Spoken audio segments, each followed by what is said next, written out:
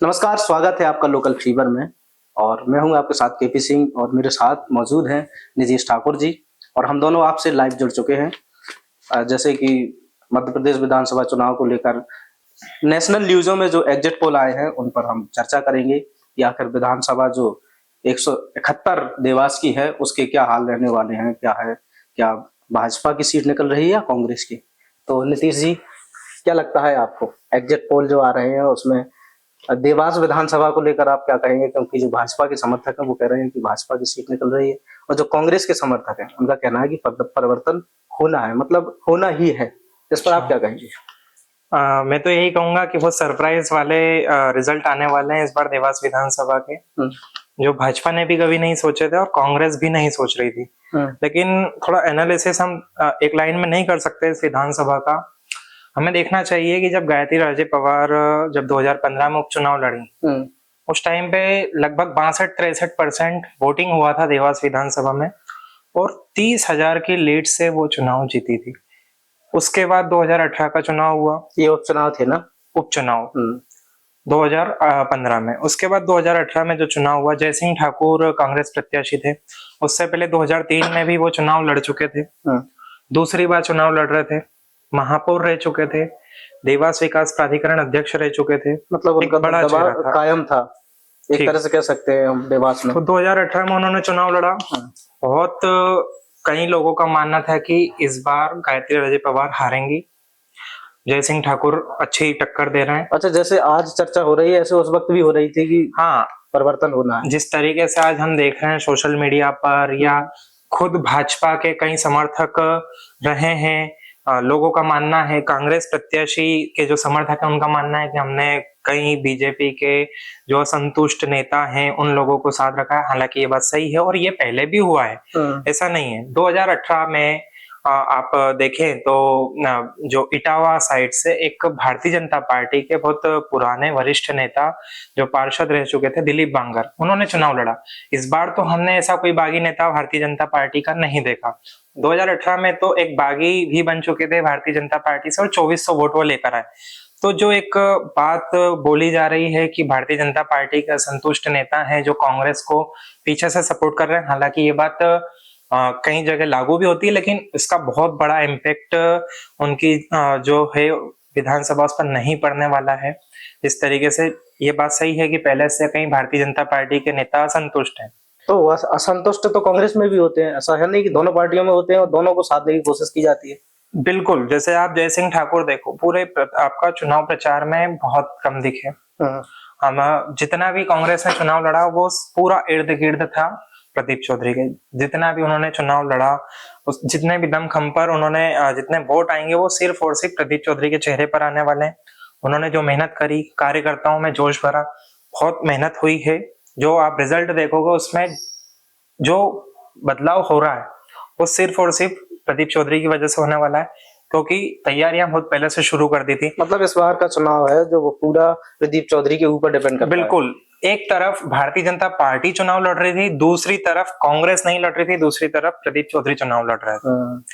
BJP लड़ रही थी गायत्री राजे पवार की वजह। मैं ये बोलूंगा कि भारतीय जनता पार्टी चुनाव लड़ रही थी क्योंकि सर्वे में जो वोट के बारे में बातचीत हुई लोगों से, तो वहां पर गायत्री राजे पवार की बजाय भारतीय जनता पार्टी को वोट देना लोगों ने समझा है। एक बड़ा फैक्टर ये रहा है। तो इससे पहले हमें देखते हैं कि 2015 में जो 30,000 की लीड, फिर 2018 में जितना बोला गया, हवा बनी कि नहीं जयसिंह ठाकुर चुनाव लड़ रहे हैं और अच्छी खासी टक्कर दे रहे हैं, गायत्री राजे पवार जीतती भी हैं तो बहुत ज्यादा मार्जिन से नहीं जीतेगी। फिर भी उन्होंने 1,04,000 के लगभग वोट प्राप्त करे और 27,900 के लगभग लीड थी टोटल। मतलब हम बोल सकते हैं कि 28,000 की लीड से उन्होंने उस चुनाव को जीता जिस समय पर जो कांग्रेस की सरकार बनी थी 2018 में। तो इस बार भी जो स्थिति है वो बहुत सरप्राइज करने वाली है। हालांकि ये सच है, लेकिन टक्कर है, कांटे की टक्कर मैं नहीं कहूंगा, लेकिन सरप्राइज होंगे क्योंकि जब राउंड होंगे, जैसे मैं बता दूं कि हमारा जो देवास विधानसभा 171 है, यहाँ पर 290 पोलिंग बूथ बने थे, यानी 290 ईवीएम थी। हर 14 ईवीएम पर एक राउंड माना जाता है। 8 बजे पोस्टल बैलेट का रिजल्ट निकलना शुरू होगा, 8 बजे से गिनती शुरू होगी और 8:30 बजे से ईवीएम के रिजल्ट आना शुरू होंगे। मतलब ईवीएम के 8:30 से मतगणना शुरू होगी। हम मान सकते हैं कि 8:45 से रुझान आना शुरू होंगे, सही। 8:45 तक जो भी रुझान रहेंगे वो कोई बहुत बड़े स्तर के नहीं माने जाएंगे, क्योंकि 8 बजे से मतगणना शुरू होगी और 8:30 तक पोस्टल बैलेट की ही काउंटिंग होने वाली है, जो मतपत्र है उनकी। 8:30 बजे ईवीएम से मतगणना शुरू होगी, जिसका रिजल्ट हम मान सकते हैं कि 8:45 9 बजे तक आएगा। और ये जो हर 14 ईवीएम का एक राउंड होगा, यानी 290 बूथ हैं, तो हमारे देवास विधानसभा में 21 राउंड होने वाले हैं।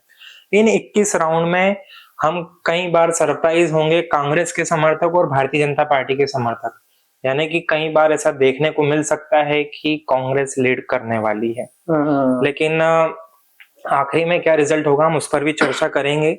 और बीजेपी के लिए भी कई कई जगह बीजेपी के समर्थक संतुष्ट होंगे, कई राउंड में कांग्रेस के समर्थक असंतुष्ट होंगे। हाँ, मतलब अलग अलग वार्ड में देखा जाए तो कहीं प्रदीप चौधरी आगे मिले तो कहीं गायत्री राजे पवार आगे मिलेगी। इससे पहले जैसे अब हम एग्जिट पोल की डायरेक्ट हार जीत की बात करें, उससे पहले हमें जानना चाहिए फैक्टर क्या है देवास विधानसभा के।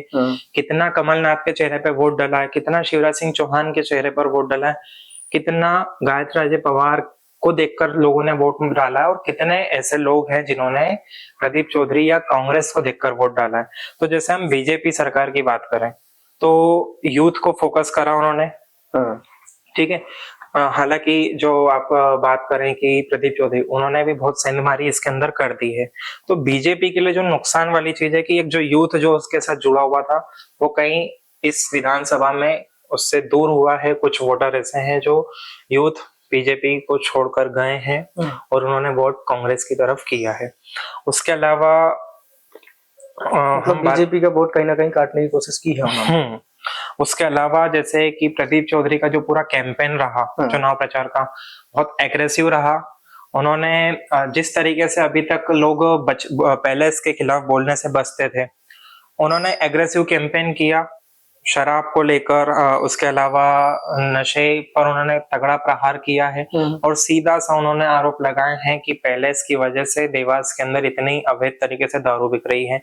हालांकि इसका कितना मतदान इस आधार पर लोगों ने किया है वो हम बताएंगे आगे, लेकिन एक एग्रेसिव कैंपेन हुआ, इस आधार पर एक माना जा रहा है कि ये एक बीजेपी के लिए एक माइनस पॉइंट रहा। इसके अलावा हम बात करें, उन्होंने एक ऑक्सीजन बेचने के आरोप लगाए प्रदीप चौधरी जी ने कोविड के टाइम पे। तो एक छवि उससे भी थोड़ी बहुत पैलेस के लिए बिगड़ी है। हालांकि कितना उसका परिणाम हुआ हम उस पर आखिरी में चर्चा करेंगे, लेकिन जो प्रदीप चौधरी जी ने जो कैंपेन किया, किस आधार पर कितना उनका वो जो कैंपेन है वो सक्सेस हो पाया है, हमें वो बात करना चाहिए। उसके अलावा प्रदीप चौधरी ने जो प्रहार किया है ब्रिज को लेकर, 2 ब्रिज देवास में बने हैं, उसका क्रेडिट कांग्रेस भी लेती है कि सज्जन सिंह वर्मा जब पीडब्ल्यूडी मिनिस्टर थे वो लेकर आए। जो विधायक है वो भी क्रेडिट लेती है कि हाँ ठीक है वो ठीक है, लेकिन ना जो ब्रिज बने उसके डिजाइन हमने बदली और लोगों के सहूलियत के लिए उस डिजाइन को बदला हमने। उन्होंने इस बात को माना है कि मैंने बदली, लेकिन लोगों की देवास की जनता के लिए उस डिजाइन को बदला। लेकिन वो ब्रिज है कांग्रेस सरकार के द्वारा कार्यकाल का। लेकिन सबसे बड़ी बात यह हुई कि ब्रिज का जो पूरी तरीके से एक नेगेटिव कैंपेन बीजेपी के लिए हो गया है। हम ज्यादातर लोग ये मान रहे हैं कि जो ब्रिज की डिजाइन है उसमें थोड़ा सा ध्यान रखना था। जिस तरीके से आप लोगों से पूछोगे उसका ऑफिशियल नेम क्या है नहीं पता। अधिकतर लोग जो प्रदीप चौधरी ने जो नाम दिया है, जो उनके आंदोलन में जो उन्होंने नाम दिया जबरन का ब्रिज और फिसल पट्टी ब्रिज, इसी नाम से लोग उस ब्रिज को जान रहे हैं। और सच्चाई क्या है उस ब्रिज में ये तो विधायक जानती होंगी, प्रदीप चौधरी जानते होंगे, लेकिन जनता के बीच में एक नेगेटिव पब्लिसिटी इस चीज की हुई है विधायक के प्रति, ये बात देखने को मिल रही है हमारे सर्वे में। उसके अलावा जैसे बीजेपी के लिए प्लस पॉइंट ये है कि 2 बार से वो विधायक का चुनाव लड़ चुकी हैं। दूसरी तरफ हम देखते हैं प्रदीप चौधरी पार्षद का चुनाव लड़े हैं 2009 से 2014 में। उसके अलावा उनके पास कोई इतना अनुभव इस चीज का नहीं रहा जो खुद चुनाव लड़े हों और क्या क्या परेशानियां होती है चुनाव में, ये सब चीजें उनको पहले से किसको पता थी, पैलेस को किस तरीके से विधानसभा स्तर का चुनाव, विधानसभा स्तर का तो ठीक ही है, पूरा चुनाव को कैसे कवर किया जाता है, किस किन बातों का ध्यान रखा जाता है, वहां पर जो प्लस पॉइंट है वो बीजेपी को मिलता है, क्योंकि खुद वो 2 बार विधायक रही और उन्होंने अपने आप में बहुत बदलाव किया है।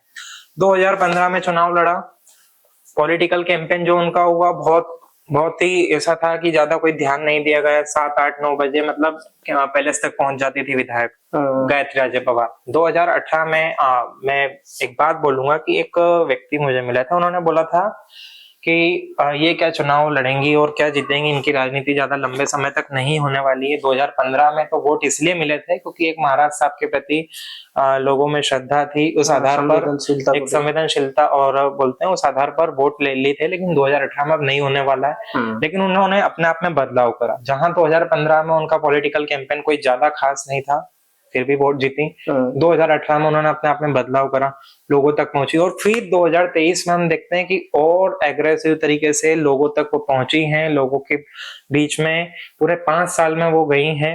हम एक तरफ देखते हैं कि जब प्रदीप चौधरी ने परिवर्तन यात्रा निकालना शुरू कर दी थी फरवरी मार्च में, उसी दौरान गायत्री राजे पवार भी अपना पॉलिटिकल कैंपेन शुरू कर चुकी थी, लोगों के बीच में जा रही थी।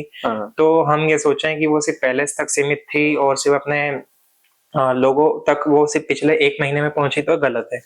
लोगों के बीच में उन्होंने भी बहुत पहले से जाना शुरू कर दिया था और एक माहौल उनके प्रति बना हुआ है लोगों में, ये सर्वे में हमें देखने को मिल रहा है। मतलब वो कनेक्शन कहीं ना कहीं बनाने लगी थी बहुत पहले से वोटर के साथ। उसके अलावा यूथ को साधने के लिए उनके बेटे, जिस तरीके से उन्होंने खुद ने बोला था कि मेरे 2 हाथ नहीं 4 हाथ हैं, बोला था कि मेरा बेटा यानी महाराज साहब विक्रम सिंह पवार बहुत पहले से, यानी जब 2017-18 के बाद से, जब से वो देवास विधानसभा में सक्रिय हुए हैं, चाहे वो ग्रामीण क्षेत्र हो या शहरी क्षेत्र हो, लोगों के बीच में पकड़ बना रखी। खासकर युवा वर्ग जो एक यूथ के साथ जुड़ना चाहता है, यूथ जो आपका राजनीति में जो प्रतिनिधित्व करता है उनके साथ जुड़ना चाहता है, तो वो यूथ उनके साथ जुड़ा हुआ है, ये सर्वे में दिख रहा है। हालांकि सेंधमारी जरूर हुई है, मैं फिर कहूंगा इसमें, लेकिन फिर भी एक बहुत बड़े स्तर पर बीजेपी ने उस वोट को अपनी तरफ रख रखा है। अब प्रदीप चौधरी के लिए प्लस पॉइंट ये रहा कि जिस तरीके से उन्होंने कांवड़ यात्रा निकाली, शहर में एक बहुत बड़ी पहचान उन्हें इस कांवड़ यात्रा से मिली। और ऐसा नहीं कि कांवड़ यात्रा पहली बार निकली, सालों से वो निकाल रहे हैं, लेकिन इस बार उन्होंने ये शक्ति प्रदर्शन किया था। कांग्रेस को भी दिखाना था कि हाँ शहर में कोई कांग्रेस का लीडर है, उनको अपने जो ऊपरी नेता है उनको भी ये बात बतानी थी, इसीलिए भी। और इसके अलावा आप कहीं ना कहीं मतलब अपनी मजबूती का आभास कराना था जो उन्होंने आपका कांवड़ यात्रा के थ्रू उन्होंने बताया। शहर में पहचान बनी, पहचान पहले वैसे भी थी, लेकिन अब लोग हल्के में नहीं ले रहे थे। अब प्रदीप चौधरी को जब कांवड़ यात्रा निकली उसके बाद देवास विधानसभा में भारतीय जनता पार्टी के नेताओं ने भी हल्के में लेना बंद कर दिया था, ये बात सच है। उसके बाद जिस तरीके से उन्होंने आंदोलन करे, वो भी बहुत पहले से तैयारी में थे इस चुनाव को लेकर। 2018 में भी उन्होंने दावेदारी की थी विधायक के चुनाव के लिए, लेकिन टिकट नहीं मिल पाया। लेकिन उसके बाद से हम देखें कि एक कोविड के टाइम पे शमशान वाला मुद्दा था, उसमें उनको गिरफ्तार तक किया गया। उससे एक लोगों के बीच में एक अच्छी इमेज बनी, क्योंकि जब पुलिस या प्रशासन जब किसी नेता को आंदोलन करते समय, जब कोविड के टाइम पर जब गिरफ्तार कर रहा है, तो लोगों के बीच में एक सहानुभूति उस चीज की बनती है, और वो बनी है। ब्रिज को लेकर, ब्रिज में जिस तरीके से उन्होंने आंदोलन करा और दोनों ब्रिज को वहां पर एक्टिव रहे, वो परिवर्तन यात्रा निकाली, मैराथन करी, यानी कि यूथ से लेकर बुजुर्गों तक लोगों को कैसे साधना है, इसमें उन्होंने वो बहुत उसके अंदर सक्सेसफुल रहे हैं, सफल रहे हैं। ब्रिज में भी उनके ऊपर केस हुआ था, वो बिल्कुल संपत्ति जिस तरीके से हमने हमारे जो जब चुनाव हो रहे थे, जब उससे पहले प्रदीप चौधरी जी ने जब नामांकन फाइल करा, हमने बताया था कि उनके ऊपर 5 एफआईआर, तो उसके अंदर एफआईआर कोई मर्डर वगैरह की नहीं थी। जैसे कई समर्थक ये बोल रहे थे कि आप गलत लिख रहे हो, आप झूठ लिख रहे हो, उसके अंदर एफआईआर थी प्रशासन आंदोलन को लेकर प्रशासन ने कोविड के टाइम पे जो आंदोलन करा, संपत्ति, सरकारी संपत्ति को लेकर, इस तरीके की एफआईआर थी। अब ये गलत है या सही वो तो केस चल रहा है, लेकिन एफआईआर थी, और ऐसी कोई गंभीर एफआईआर हम उसको नहीं माना जाता है कि एफआईआर कहीं ना कहीं आंदोलन को दबाने के लिए, लोग दोबारा से ना आ सके आंदोलन को दबाने के लिए ही होती है। और फिर एक उनके लिए प्लस पॉइंट रहा कोविड योद्धा, जिस तरीके से उन्होंने प्रमोट करा। हालांकि इसका तो उसकी उन्होंने पहचान भरपूर उपयोग जरूर किया। बनी है। उससे इनकी पहचान बनी, कोविड योद्धा से लोगों ने जाना पहचाना, माना कि हाँ अगर वो एक सेवक, एक जब वो कहीं पद पे नहीं है, जब भी अगर व्यक्ति इतना खर्चा कर सकता है, एम्बुलेंस 15-20 लाख रुपए की एम्बुलेंस जिला प्रशासन को सौंप सकता है, तो अगर इनको हम कोई सा पद दे देते हैं, यानी अगर विधायक के लिए चुन लेते हैं, तो एक बदलाव होगा, हम कुछ अच्छा देखेंगे लोगों के बीच में।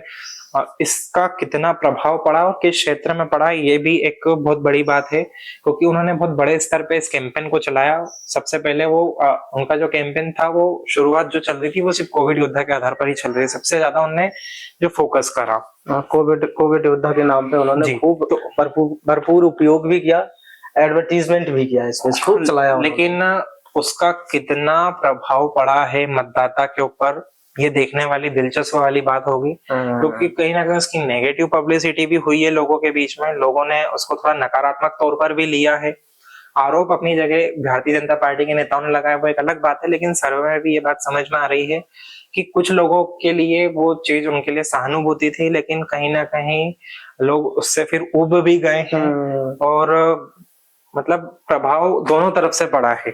अब उसके अलावा एक बड़ा प्लस पॉइंट ये रहा है कि उनका राजनीतिक विरासत उनके साथ रही है, उनके दादाजी चुनाव लड़े, और जिस तरीके से उस जमाने में तुकोजीराव पवार को टक्कर मिली थी, 6000 वोट से, 6103 ऐसे कुछ वोट से वो चुनाव हारे थे उस टाइम पर, वैसा ही चुनाव हम सुन रहे हैं कि इस बार भी हो रहा है। और रिजल्ट वाले दिन क्या होता है, लेकिन हाँ टक्कर बहुत अच्छी खासी देखने को मिल रही है, जितना कभी किसी बीजेपी ने भी आज से 6 महीने पहले विधायक गायत्री राजे पवार ने भी नहीं सोचा होगा कि इतना मुश्किल वाला ये विधानसभा का चुनाव वो रहने वाला है, जो कभी नहीं लड़ा। मैं तो ये कहूंगा कि जो उस टाइम पर उनके दादाजी ने जो चुनाव लड़ा था, उससे भी टफ फाइट इस बार प्रदीप चौधरी जी ने दी है, इसमें कोई दो राय नहीं है। लेकिन दोनों तरफ से समीकरण अलग अलग हैं इस बार, क्योंकि उस जमाने में जो सरकार थी वो दिग्विजय सिंह की सरकार थी। आज हम शिवराज सिंह की सरकार देख रहे हैं, केंद्र में मोदी की सरकार देख रहे हैं, और ये बहुत बड़ा फैक्टर बनेगा, क्योंकि मैंने पहले भी कहा कि यहाँ पर देवास विधानसभा में भारतीय जनता पार्टी चुनाव लड़ रही थी, लोगों के बीच में चेहरा बीजेपी थी, शिवराज सिंह चौहान थे, मोदी थे, तो उसका एक प्लस पॉइंट गायत्री राजे पवार को मिलना निश्चित है। उसके अलावा हम देखें कि कांग्रेस के लिए एक नेगेटिव बात क्या हो सकती है, इस सर्वे में क्या निकल कर आ रही है, वो ये है कि कांग्रेस अभी भी जितना एकजुट होना थी वो नहीं दिखी। हम ये नहीं कह रहे हैं कि एकजुट नहीं थी, एक पहले से बहुत कुछ बदलाव कांग्रेस देवास कांग्रेस में दिखा, लेकिन फिर भी कार्यकर्ताओं की कमी, जो कार्यकर्ता जिस तरीके से भारतीय जनता पार्टी के पास पूरी फौज है, वो फौज कांग्रेस के पास आज भी देवास विधानसभा में नहीं थी। ये हम देख रहे हैं, ये सर्वे बता रहे हैं, ये पत्रकार बता रहे हैं। इसके अलावा जैसे बात करें कि चुनाव के अनुभव की हमने बात करी, उसके अलावा बात आती है कि प्रदीप चौधरी जिस क्षेत्र से आते हैं, वार्ड क्रमांक 43, और ये क्षेत्र, और वो जिस कम्युनिटी से आते हैं, खाती समाज से, वार्ड क्रमांक 42, 43, 44, 45, तो इस क्षेत्र में उनकी क्या स्थिति है। वार्ड क्रमांक 42 में उनके पार्षद यानी कि डॉक्टर श्याम पटेल हैं, वो किस तरीके से चुनाव लड़े, और उसमें बहुत बड़े स्तर पर उन्होंने पूरी जान फूंक दी थी जब जाकर उस चुनाव को उन्होंने लड़ा। और एक बहुत सक्रिय नेता जो थे अर्जुन चौधरी, उनको हराया, 6 वोट से हराया, लेकिन उस व्यक्ति को उन्होंने हराया है जिसके वार्ड में मुख्यमंत्री शिवराज सिंह चौहान चुनाव प्रचार के लिए, मतलब चुनाव प्रचार नहीं, योजना को लेकर आए थे, लेकिन जिस वार्ड में शिवराज सिंह चौहान आए, उस वार्ड में कांग्रेस ने अपनी पार्षद को भेजा। मतलब चुनाव प्रचार के लिए शिवराज सिंह चौहान नहीं आए थे। 1 साल पहले की बात बता रहा हूं मैं, ये 27 जनवरी 2020 या 2021, 27 जनवरी 2021 की बात है, जब शिवराज सिंह चौहान देवास आए थे और वार्ड क्रमांक 42 में एक घर पर उन्होंने भोजन किया था। यानी हम देख सकते हैं कि जिस वार्ड में एक शिवराज सिंह चौहान 1 साल पहले आए थे, वहां से कांग्रेस अपना पार्षद लेकर आ रही है। फिर वार्ड क्रमांक 43 की बात करें, जिस क्षेत्र से प्रदीप चौधरी आ रहे हैं, वहां पर बीजेपी के ही एक निर्दलीय चुनाव लड़े थे, उन्होंने चुनाव जीता। वार्ड क्रमांक 44, वहां पर खाती समाज के ज्यादातर वोटर हैं, वहां से बीजेपी है। वार्ड क्रमांक 45 में भी खाती समाज के कई लोग हैं, अच्छी खासी संख्या है, वहां पर भी बीजेपी है। अच्छा, वार्ड क्रमांक 42 में जो पूर्व पार्षद रहे अर्जुन चौधरी, वो भी तो कहीं ना कहीं खाती समाज से आते हैं, तो वो भी खाती समाज का वोट काटने की कोशिश करेंगे कांग्रेस। देखो, सर्वे में यही पता चल रहा है कि जिस तरीके से अर्जुन चौधरी ने डायरेक्ट प्रदीप चौधरी के ऊपर अलग अलग टाइप के आरोप लगाए, या जिस तरीके से भी उनके जो आरोप आए, उस आरोप के बाद सर्वे में ये समझ में आ रहा है कि जितना उन्होंने एग्रेसिव कैंपेन किया किसके अगेंस्ट, प्रदीप चौधरी के अगेंस्ट, उसके बाद प्रदीप चौधरी को प्लस पॉइंट मिला है खाती समाज का। जितना अर्जुन चौधरी विरोध में गए प्रदीप चौधरी के, उतना ज्यादा खाती समाज का व्यक्ति प्रदीप चौधरी से जुड़ा है। अच्छा, क्योंकि एक समाज को लेकर बात होती है, तो ये भी हुआ है कि कई बीजेपी के नेता, या नेता की जगह हम बीजेपी के समर्थक बोले, तो उन्होंने वोट कहीं ना कहीं उनका शिफ्ट कांग्रेस की तरफ हुआ है। एक बड़ी वजह ये रही है, आप कितना भी बोल दो, लेकिन उससे ये हुआ है कि मतलब अर्जुन चौधरी के जो आरोप थे, उससे बीजेपी को थोड़ा बहुत नुकसान हुआ है, तो कहीं ना कहीं उसका फायदा भी हुआ है। नुकसान ये हुआ है कि उनकी समाज के लोगों ने कहीं ना कहीं अर्जुन चौधरी से गुस्सा है कि आप क्या समाज के व्यक्ति के प्रति इस तरीके के आरोप लगा रहे हैं, और मतलब उनके समाज के व्यक्ति प्रदीप चौधरी के प्रति सहानुभूति बन गई। उसके बाद उनके आरोपों के बाद उनके लिए और ज्यादा सहानुभूति बन गई। जो पहले सोच रहे थे कि ठीक है अच्छे नेता, वो और ज्यादा कट्टर तरीके से प्रदीप चौधरी के समर्थक बने हैं। सर्वे ये बता रहा है। मतलब कह सकते हैं इस क्षेत्र में कहीं ना कहीं जातिगत समीकरण जैसे लाभ पहुंचाने वाला पहुंचा है। 8,000 के लगभग खाती समाज के वोट हैं। तो हम जैसे वार्ड क्रमांक 44 की बात कर रहे हैं कि वहां पे भाजपा है, लेकिन जब रुझान आएंगे हम देखेंगे कि वार्ड क्रमांक 44 हो, वार्ड क्रमांक 42 हो, यहाँ से कांग्रेस को वोट अच्छे खासे मिलने वाले हैं। हालांकि जितना एक विधायक प्रत्याशी के क्षेत्र से जिसको जितना वोट मिलना चाहिए उतना तो नहीं मिलेगा, लेकिन फिर भी बहुत बड़े स्तर पर सेंधमारी हुई है। जिस तरीके से हम अगर पार्षद के समीकरण के आधार पर अगर देखें तो वो कन्वर्ट नहीं होने वाला विधायक का उसमें, ये बात निश्चित है। यानी वार्ड क्रमांक 44 से कई जो वोट हैं वो कांग्रेस को मिलेंगे, 45 से भी मिलने वाले हैं। हालांकि एक फैक्टर मुस्लिमों का भी बनेगा कि उसमें क्या हो पा रहा है वो हम एक अलग बात करेंगे, लेकिन हाँ, खाती समाज के वोट जो हैं वो शिफ्ट हुए हैं कांग्रेस की तरफ, भले ही वो बीजेपी के नेता हों। उन्होंने वोट अपना जो है वो कहीं ना कहीं शिफ्ट किया है, ऐसा सर्वे अनुमान लगा रहे हैं। बिल्कुल। अब इसके अलावा जैसे बात करें आपकी, प्रदीप चौधरी इस कैंपेन में कहाँ थे? उनके 4-5 मुद्दे रहे। सबसे ज्यादा उन्होंने जो मुद्दा उठाया वो कोरोना योद्धा का। दूसरी बात नशाखोरी की बात करी। अब नशाखोरी वाली बात में यह है कि कितना उसका प्रभाव पड़ा। उसका एक नेगेटिव इम्पैक्ट ये पड़ा है कि जितने भी लोग इस शहर में नशा से जुड़े हैं, नशे का व्यापार कर रहे हैं, वो लोग और ज्यादा विरोध में चले गए प्रदीप चौधरी के। ये एक सर्वे में बात सामने आ रही है। वो लोगों ने पूरी तरीके से, चाहे वो बीजेपी से नहीं जुड़े हों, लेकिन फिर भी उन्होंने प्रदीप चौधरी को सपोर्ट नहीं किया। ये बात कहीं ना कहीं उन्हें लगा कि ये हमें टारगेट कर रहा है। क्योंकि पार्टी बाद में होती है, पार्टी से पहले व्यक्ति का अपना जो बिजनेस होता है वो ज्यादा मायने रखता है। तो जो नशा, या हम सीधी सी बात बोलते हैं, जो अवैध व्यापार कर रहे थे, उन्होंने प्रदीप चौधरी को बहुत कम स्तर पे सपोर्ट करा है, क्योंकि उन्हें एक डर है कि अगर ये आ गए तो शायद कुछ उल्टा हो सकता है। हालांकि प्रशासन इस पर बाद में क्या करता है, किसकी सरकार बनती है, वो एक अलग बात है, लेकिन उन लोगों ने सपोर्ट नहीं किया, नहीं के समान सपोर्ट किया, ये बात सर्वे में निकल कर आ रही है। उसके अलावा जैसे आप बात करें कि प्रदीप चौधरी के लिए प्लस पॉइंट रहा, रोड पर जिस तरीके से वोटर के सामने उन्होंने हाथ जोड़कर बोला कि देवास के लिए आप परिवर्तन करना है, कार्यकर्ताओं के सामने बिल्कुल साष्टांग प्रणाम किया जब उन्होंने अपने ऑफिस का ओपनिंग की थी।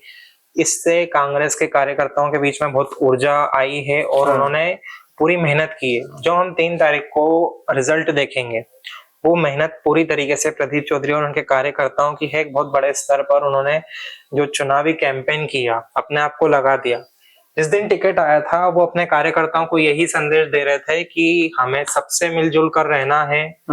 और जैसे कांग्रेस के अंदर ही कई गुट हैं। जब हमने बताया था कि प्रदीप चौधरी किन 5 वजहों से कांग्रेस का टिकट लेकर आएंगे और प्रवेश अग्रवाल को टिकट क्यों नहीं मिल सकता है, इस आधार पर हमने एक वीडियो बनाई थी। उसमें कई प्रवेश अग्रवाल के समर्थकों ने हमें रोस्ट किया था और बोला था कि जैसा भी जो भी हमने जो विश्लेषण किया था, हमने बताया था कि प्रदीप चौधरी टिकट लाएंगे, वो 5 वजह बताई थी उसकी। तो वहां पर कांग्रेस का भी गुट बटा हुआ है। ये बोला जाता है देवास में कि पैलेस की राजनीति, नहीं, कांग्रेस में भी यही गुट बने हुए हैं और वही चीज यहाँ पर भी देखने को मिली। लेकिन कितना प्रदीप चौधरी अंदर बैठक में साध पाए हैं, ये देखने वाला बात होगी कि कितना उनके जो दूसरे गुट के नेता लोग हैं उन्होंने कितना सपोर्ट करा है बूथ लेवल पर। सिर्फ किसी जहां पर भी आपके भाषणबाजी हो रही है या फिर चुनाव प्रचार हो रहा है, वहां पर आना और पोलिंग सेंटर तक वोट डलवाना, दोनों में अंतर होता है। हमने चुनाव प्रचार भी देखा, उसके अंदर जितना भी चुनाव प्रचार हो रहा था वो सिर्फ और सिर्फ प्रदीप चौधरी के इर्द गिर्द हो रहा था। शहर कांग्रेस अध्यक्ष कहाँ थे, कितना उन्होंने कैंपेन किया, ये शहर जानता है। और खुद प्रदीप चौधरी भी सिर्फ अपना ही चेहरा दिखा रहे थे। जिस तरीके से उन्होंने कोई भी स्टार कैंपेनर देवास विधानसभा में नहीं बुलाया, देवास विधानसभा में कोई स्टार कैंपेनर नहीं आया, पूरा चुनाव नहीं के दम। बिल्कुल, क्योंकि उन्हें पता था कि जो भी वोट मिलने वाले हैं वो सिर्फ प्रदीप चौधरी के नाम पर मिलने वाले हैं, ना कि कांग्रेस के नाम पर मिलने वाले हैं। दूसरी तरफ भारतीय जनता पार्टी ने सिंधिया को बुलाया, ठीक है। तो हम देख रहे हैं कि जो पूरा चुनाव प्रचार है वो सिर्फ और सिर्फ प्रदीप चौधरी के इर्द गिर्द घुमा है। इस बीच में उन्होंने धर्म की राजनीति भी करी। एक आरोप भारतीय जनता पार्टी पर लगता है कि धर्म की राजनीति करते हैं, राम की बात करते हैं, मंदिर का मुद्दा उठाते हैं। यहाँ पर भी वो सब उन्होंने हथकंडे अपनाए हैं और उसका फायदा भी मिला है। कितना मिला है वो स्पष्ट तरीके से 3 तारीख को मिलेगा, पता चल जाएगा। जिस तरीके से एक उन्होंने शंकरगढ़ पर मूर्ति लगाने की बात करी, उसके अलावा प्रदीप मिश्रा जो कथावाचक हैं शिव पुराण के, उनको अगर वो चुनाव जीतते हैं तो हर साल उनकी कथा देवास में होगी। तो हर वो चीजों को उन्होंने लेकर आए वो चुनावी मुद्दे में, जिससे कि वोट साधे जा सकते हैं। हालांकि इसका इतना परिवर्तन नहीं होने वाला है, क्योंकि जो धार्मिक जनता जो है वो अपना वोट किन आधार पर शिफ्ट करेगी वो देखने वाली बात होगी। इसके अलावा सबसे बड़ी बात देवास विधानसभा में दिख रही है, वो आ रही है कमलनाथ को लेकर। प्रदीप चौधरी से दिक्कत नहीं है, बेर नहीं है, लेकिन कमलनाथ से बेर है। बात यह है कि जब 18 महीने की सरकार आई थी 2018 में, और दूसरी तरफ अब जनता के पास 15 महीने की सरकार, जी हाँ 15 महीने, तो जनता के पास 2 चीजें देखने को मिल गई। जो अभी का युवा है उसने कभी कांग्रेस की सरकार मध्य प्रदेश में नहीं देखी, लेकिन उसने 15 महीने की सरकार देख ली। एक तरफ एक झलक देखने को मिल गई, बिल्कुल, एक ट्रेलर तो कम से कम मिल ही गया था। एक तरफ 15 महीने की सरकार को देखना था उनको, दूसरी तरफ जो 18 साल से एक मुख्यमंत्री है उसको देखना था। तो वहां जब व्यक्ति कंपेयर कर रहा है तो वो बहुत अच्छे से समझ रहा है कि कम से कम ठीक है, हमें सरकारी नौकरी बीजेपी ने भी नहीं दी, कांग्रेस ने भी नहीं दी 15 महीने में। इससे अच्छा है व्यक्ति इधर शिफ्ट हुआ। तो उसका सर्वे में हमें यही पता चल रहा है कि वो ज्यादा संतुष्ट, वो कोई संतुष्ट पूरी तरीके से बीजेपी या शिवराज सिंह से भी नहीं है, लेकिन वो असंतुष्ट तो है, लेकिन फिर भी व्यक्ति जिस तरीके से वो शिवराज की तरफ अपना झुकाव दिखा रहा है। तो इसके कारण क्या हो सकते हैं? उसके कारण यही है कि उन्होंने 15 महीने की सरकार देख ली और पता चल गया कि इनसे तो बेटर यही है। युवा की बात हो जाए, योजनाएं, कई ऐसी योजनाएं थी जो सालों से शिवराज सिंह चौहान की चल रही थी, लोगों को उसका फायदा मिला। हालांकि उसके अंदर भ्रष्टाचार हो रहा है वो एक अलग बात है, लोगों के आरोप हैं और हुआ भी होगा, हम उसके बारे में नहीं बता सकते, लेकिन फिर भी लोगों को, आम जनता को उसका फायदा पहुंच रहा था। संबल योजना कमलनाथ सरकार ने बंद की। उसके आगे हम बात करें, एक तीर्थ दर्शन योजना बुजुर्गों के लिए होती थी, कमलनाथ सरकार ने बंद करी। एक मजदूरी डायरी पर बच्चों को स्कॉलरशिप मिला करती थी किसी जमाने में, 2017-18 तक मिली है, उस स्कॉलरशिप को कमलनाथ सरकार ने बंद कर दिया। हालांकि जब 2020 में बीजेपी की सरकार बनी उन्होंने भी उसे चालू नहीं करा, लेकिन फिर बंद ही है। लेकिन फिर भी ऐसी कई योजनाएं, सबसे बड़ी बात लैपटॉप योजना, 12वीं क्लास में जब बच्चे उत्तीर्ण होते हैं अच्छे नंबरों से, तो उस पर शिवराज सरकार 25,000 रुपए देती थी। उस योजना को भी कमलनाथ सरकार ने बंद कर दिया। तो एक तरीके से पूरी योजनाओं को बंद करना और उसके बाद आप फिर जब 2023 में चुनाव आ रहे हैं तो आप बोल रहे हो कि हम ये करेंगे वो करेंगे, तो जनता उस पर ज्यादा भरोसा कर रही है जो व्यक्ति कर रहा है, जो सरकार कर रही है, ना कि उस व्यक्ति पर जो वादे कर रहा है।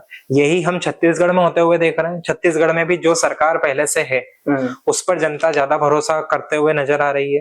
राजस्थान में भी आज कांग्रेस की इतनी पकड़ है, तो उसकी वजह यही है कि योजनाओं का फायदा लोगों तक पहुंचा है। और वो ही चीज हम मध्य प्रदेश में भी देख रहे हैं और देवास विधानसभा में भी उसका प्रभाव पड़ रहा है कि लोगों को आपका योजनाओं का फायदा पहुंचा। उसके बाद सबसे बड़ा जो गेम चेंजर था वो लाडली बहना योजना।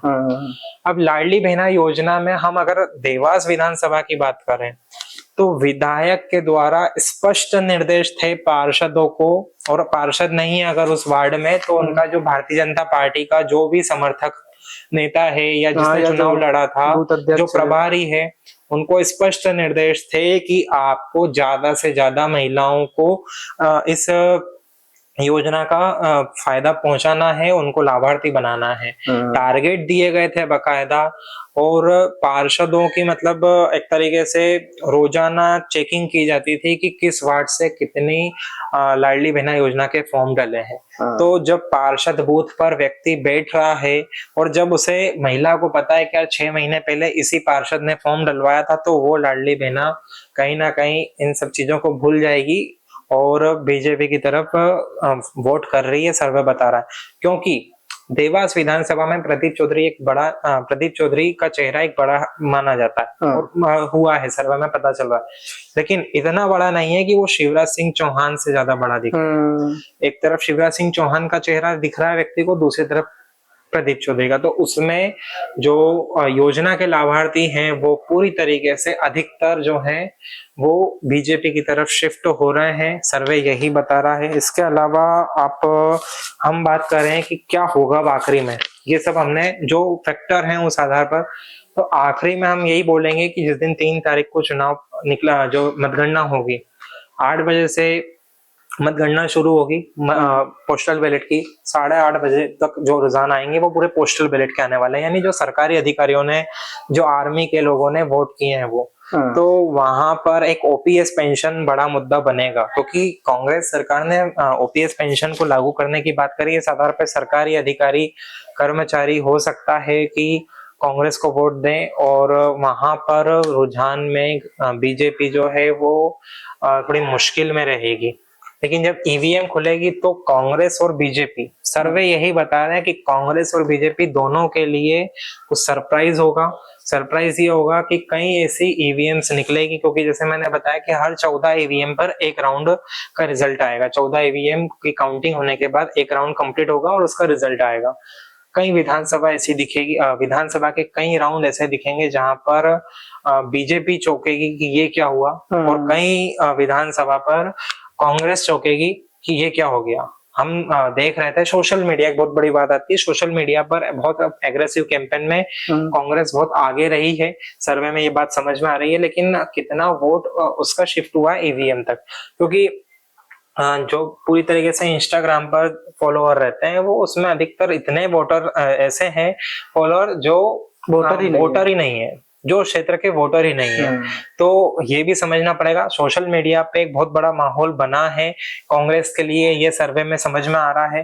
लेकिन ईवीएम तक वो नहीं पहुंचा है, ये भी सर्वे में समझ में आ रहा है, क्योंकि एक सोशल मीडिया एक अलग चीज होती है, वहां पर हम कैसे भी सर्वे करा लें वो बहुत अलग तरीके से होते हैं। अलग अलग चैनल या कोई भी पेज का रहता है, तो वो कहाँ शेयर हो रहा है, कौन वोट कर रहा है, उसमें कोई लिमिट नहीं रहती। सर्वे में थोड़ा बहुत समझ में आता है, और सर्वे अपनी जगह सर्वे ही है ना, कि आखिरी रिजल्ट ही होता है। लेकिन हम जो अनुमान लगा रहे हैं सर्वे के मुताबिक, उसमें वही बोल रहा हूँ कि कई राउंड में कांग्रेस खुश होगी, कई राउंड में बीजेपी खुश होगी, लेकिन आखिरी में बीजेपी को एज है, यानी बीजेपी बढ़त बनाती हुई दिख रही है। आखिरी में मैं यही बोलूंगा कि बीजेपी बढ़त बना रही है देवास विधानसभा से, लेकिन कई राउंड्स चौंकाने वाले होंगे, और बीजेपी भी सोचेगी। जितने उन्होंने बोला कि हम 30,000, 35,000, 50,000, ना, इतना तो बिल्कुल नहीं होने वाला है। सर्वे स्पष्ट बता रहा है बहुत क्लोज मुकाबला कांग्रेस और बीजेपी में। मैं खास करके बोलूंगा कि बीजेपी वर्सेस प्रदीप चौधरी में है, बहुत क्लोज मुकाबला है, लेकिन एज उसमें बीजेपी बनाती हुई दिख रही है। वजह है कई योजनाओं का लोगों तक पहुंचना। सीधे तौर पर लोगों पर। शिवराज सिंह चौहान का चेहरा, हाँ। नरेंद्र मोदी का चेहरा, और खास करके देवास विधानसभा में एक दूसरा फैक्टर बनता है मुस्लिम वोटर का, जिस पर हमने बात नहीं करी। मुस्लिम वोटर जो हैं लगभग हमारे यहाँ 46-45 हजार वोटर हैं। हाँ। उसमें से लगभग 36-37 हजार वोट अगर डले हैं, अगर हम वोटिंग परसेंटेज देखें तो लगभग 35-36 हजार वोट डले। कांग्रेस के भी इंटरनल जो सूत्र हैं, जो रिसोर्सेज हैं, वो मान रहे हैं कि 36 हजार में से लगभग 26 से 27 हजार वोट बीजेपी को गए हैं, क्योंकि एक जो उनके कार्यकर्ताओं ने, कांग्रेस के कार्यकर्ताओं ने जिस तरीके से शेयर की अपनी रील्स वगैरह, और जो उन्होंने शिव पुराण की बात करी, उन्होंने जो मंदिर वहां पर आपके मूर्ति लगाने की बात करी, इससे यहाँ का मुस्लिम वोटर और प्रभावित हुआ है। और कांग्रेस से, हाँ, भले ही वो कांग्रेस को वोट देता रहा हो, लेकिन उससे और फैक्टर बदल गए। जितना इन्होंने यहाँ पर मूर्ति लगाने की बात करी, ठीक है, मूर्ति लगाने के अलावा यहाँ पर उन्होंने हर साल शिव पुराण करने की बात करी, उससे मुस्लिम वोटर और प्रभावित हुआ है। और उसने फिर सोचा है कि देवास विधानसभा में हम बीजेपी को वोट नहीं कर रहे हैं, हम गायत्री राजे पवार महाराज साहब को वोट कर रहे हैं, जो हमेशा से उनके साथ जुड़ा रहा है और इस बार और ज्यादा जुड़ा है। 2018 से ज्यादा इस बार मुस्लिम वोटर बीजेपी से जुड़ा है, या बोले हम महाराज साहब से जुड़ा है। तो ये समीकरण रहेंगे जो बदलाव करेंगे। और जिस तरीके से मैं बता रहा हूँ कि एज है, तो वो बीजेपी को एज है। जैसे कि देखा जाता है चुनाव प्रचार में नारा जो होता है, नारे का बड़ा खेल होता है, और प्रदीप चौधरी की तरफ से एक नारा दिया गया था इस बार देवास में, राजा या सेवक। इसका क्या प्रभाव पड़ेगा इस चुनाव में? निश्चित ही इसका प्रभाव पड़ा है। जो सर्वे आ रहे हैं उस सर्वे के मुताबिक इस नारे का प्रभाव पड़ा है। इंस्टाग्राम पे रील शेयर की थी सभी लोगों ने, आप लोगों ने भी देखी होगी, आपने भी देखी होगी। किसी जमाने में जब 2014 में इलेक्शन हो रहे थे, 2019 में इलेक्शन हो रहे थे, तब नरेंद्र मोदी और दूसरी तरफ सोनिया गांधी को कंपेयर किया जा रहा था। सोनिया गांधी, मनमोहन सिंह की फोटोज आती थी जिसमें मनमोहन सिंह उनके हाथ जोड़ रहे हैं या वो पीछे चल रहे हैं, सोनिया गांधी आगे हैं, यानी कंपेयर किया जाता था कि कौन आगे है। और दूसरी तरफ उसमें बताया जाता था प्रधानमंत्री नरेंद्र मोदी को, या 2014 में बीजेपी के कैंडिडेट नरेंद्र मोदी को, कि वो किस तरीके से जनता के बीच जुड़े हुए हैं, साष्टांग प्रणाम कर रहे हैं, जैसा हम देवास विधानसभा में प्रदीप चौधरी को देखा। और वो 2019 में उन्होंने जो सफाई कर्मी उनके पेड़ तक धोए नरेंद्र मोदी ने, तो ये सब रील बीजेपी ने भी शेयर की। उसका पूरा फायदा यहाँ पर देवास विधानसभा में, मैंने बताया कि जिस तरीके से एग्रेसिव कैंपेन हुआ उसका एक ये पार्ट था। जिस तरीके से उनकी टीम ने ये सब कैंपेन किया, जरूर उसका फायदा मिला है और लोगों के बीच में एक छवि बनाने में सफल हुए हैं प्रदीप चौधरी की। राजा और सेवक जो बात हुई वो लोगों के बीच में उसका इम्पैक्ट पड़ा है। जो पहले सोच रहे थे कि क्यों वोट देना है, वो और कट्टर हो गए हैं, या एक तरीके से कि और ज्यादा वो प्रदीप चौधरी को लेकर उनका रुझान बढ़ा है, ये तय है नारों की वजह से। और जैसे देखते हैं कि जब वो पार्षद थे 2009 में, तो पानी की समस्या बहुत थी, तो उन्होंने टैंकर से पानी भिजवाया। उसका क्या असर रहेगा, क्योंकि पार्षद का क्षेत्र वार्ड तक होता है और चुनाव विधानसभा के हैं, विधानसभा एक विस्तृत क्षेत्र हो जाता है, उस पर क्या असर पड़ेगा इसका? निश्चित ही 2009 से 14 का जो कार्यकाल रहा उसके अंदर वो महापौर की समिति में सदस्य थे जल विभाग को लेकर। उनको जो महापौर रेखा वर्मा थी उन्होंने उनको प्रभार दिया था। तो उन्होंने जिस क्षेत्र में टैंकर भेजे, यहाँ तक कि जब कभी सभी नगर निगम का टैंकर नहीं आता था तो वो खुद उनके पर्सनल टैंकर भेजा करते थे। उसका प्रभाव निश्चित पड़ने वाला है, खास करके रूरल एरिया जो देवास का एक तरीके से बोल सकते हैं हम कि जो अनवटपुरा राजीव नगर का जो क्षेत्र है उस क्षेत्र में, या उस जमाने में यहाँ पर जो नगर निगम की जो नर्मदा लाइन है वो भी नहीं हुआ करती थी, तो पानी की समस्या थी रूरल एरिया में। खास करके लोगों ने उस पर वोट किया है। लोग प्रदीप चौधरी को उस जमाने से जानते हैं, जब वो पार्षद थे, तो निश्चित ही उसका प्रभाव पड़ेगा और पड़ा है और वोट डले उस आधार पर। और इसके साथ मैं ये भी बता दूं कि जैसे आपको मैंने बातचीत करी इस दौरान की एज है, बीजेपी को आखिरी में एज ही नजर आ रही है, मुद्दा बीजेपी के जो कार्यकर्ता देवास के हैं, जो पहले इसके समर्थक हैं, उनके सामने ये नहीं है कि वो जीत रही है या हार रही है। उनके सामने सबसे बड़ा चैलेंज है, क्या अगर मध्य प्रदेश में बीजेपी सरकार बनाती है तो इस बार उनको क्या मंत्री पद मिलेगा? क्योंकि एक बार तुकोजीराव पवार मंत्री रह चुके हैं, 2 बार ये विधायक रह रही हैं, तीसरा चुनाव वो लड़ रही हैं। और जिस तरीके से चुनाव कैंपेन हुआ, 3 तारीख को रिजल्ट आएंगे, पता चलेगा बीजेपी की बढ़त उसमें देखने को मिल सकती है और मिलेगी, जैसा मैं फिर बोल रहा हूँ जो जैसा सर्वे बता रहा है। तो बीजेपी के कार्यकर्ताओं के लिए सबसे बड़ी एक बात है कि क्या इस बार वो मंत्री पद ले पाएंगी क्या? सबसे बड़ा सवाल बीजेपी के समर्थकों के लिए यही है, पैलेस के समर्थकों के लिए यही है। अगर ऐसा होता है तो आने वाले समय में देवास विधानसभा का जो पूरा दृश्य है वो बदलने वाला है, क्योंकि अब आने वाले समय यही माना जाएगा कि जो राजनीति होगी वो एक युवा राजनीति होगी। यूथ बीजेपी से बहुत जुड़ेगा, क्योंकि पूरी कमान देवास विधानसभा में विक्रम सिंह पवार संभालने वाले हैं, ना कि गायत्री राजे पवार संभालेंगी।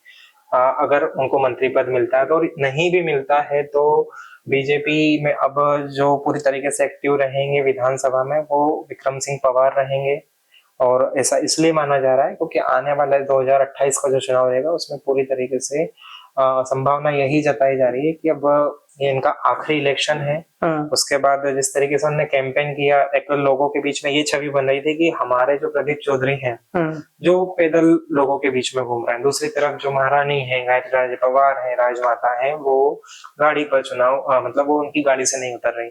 उसके पीछे एक वजह ये भी सामने आई है कि उनकी कमर में दर्द था और उन्होंने बेल्ट लगा रखा था, तो उनके लिए संभव नहीं है। 58 वर्ष की उम्र है, 2028 में 63 ईयर की एज हो जाएगी। एक बीजेपी वैसे भी यूथ की तरफ शिफ्ट होती है, तो संभावना यही है कि आने वाले 5 साल में देवास में बीजेपी और मजबूत होगी, क्योंकि एक यूथ चेहरा वापस इस देवास विधानसभा को मिलने वाला है। जैसे कि अभी आपने चर्चा के दौरान बताया कि बीजेपी के कुछ नेता थे जिन्होंने आंतरिक तौर पे इस चुनाव में भागीदारी नहीं निभाई, मतलब असंतुष्ट थे, समर्थन नहीं किया उतना खुल के। चुनाव के बाद अगर वो जीतती हैं तो क्या असर पड़ेगा इस पर, उन नेताओं के ऊपर इसका? देखिए, देवास विधानसभा का जो इतिहास है वो सभी जानते हैं। बीजेपी की राजनीति या देवास में जो राजनीति होती है वो कैसी होती है। जो भी पैलेस के अगेंस्ट गए हैं, भारतीय जनता पार्टी के अगेंस्ट गए हैं देवास में, वो हाशिए पर है। ऐसा ही इनके साथ भी होगा, यही माना जाएगा। जिन लोगों ने, और ये पैलेस को पता है कि किस वार्ड से किन लोगों ने सपोर्ट किया है बीजेपी को और कौन लोग असंतुष्ट थे, ये पैलेस को पता है ये बातें। और खुले तौर पर ये चर्चाएं नहीं होंगी, लेकिन आंतरिक तौर पर वो अब और पार्टी से और हाशिए की तरफ जाएंगे। ये निश्चित है कि वो अब और हाशिए की तरफ जाएंगे, ना कि उनको कोई और पद मिलेगा। उनका कद और घटने वाला है इस विधानसभा में, जिन्होंने पैलेस को सपोर्ट नहीं किया है बीजेपी में रहते हुए, ये तय है। तो चलिए, आप देख रहे थे लोकल फीवर और हम आपसे लाइव जुड़े थे। आपको क्या लगता है क्या होगा विधानसभा का परिणाम, ये हमें कमेंट करके जरूर बताएं और देखते रहें लोकल फीवर। और ये एग्जिट पोल है, ये सर्वे है, क्योंकि इसके बाद वापस वही कमेंट्स आएगी, उसके लिए हम तैयार हैं। हालांकि हमें कोई प्रॉब्लम नहीं है, कोई कितना भी हमारे लिए बोले, हमें कोई फर्क उससे पड़ने नहीं वाला है। लेकिन सर्वे है और हम ये मानते हैं कि ये सर्वे परिणाम में बदलेंगे। जितनी हमने मेहनत करी है, लोगों से बात करी है, नेशनल सर्वे आए हैं, उनके क्वेश्चंस देखे हैं, उस आधार पर हमने ये एनालिसिस किया है और 3 तारीख को परिणाम मिल जाएगा। अब तो चुनाव हो ही चुके हैं। पर अपनी राय कमेंट में जरूर बताएं। धन्यवाद।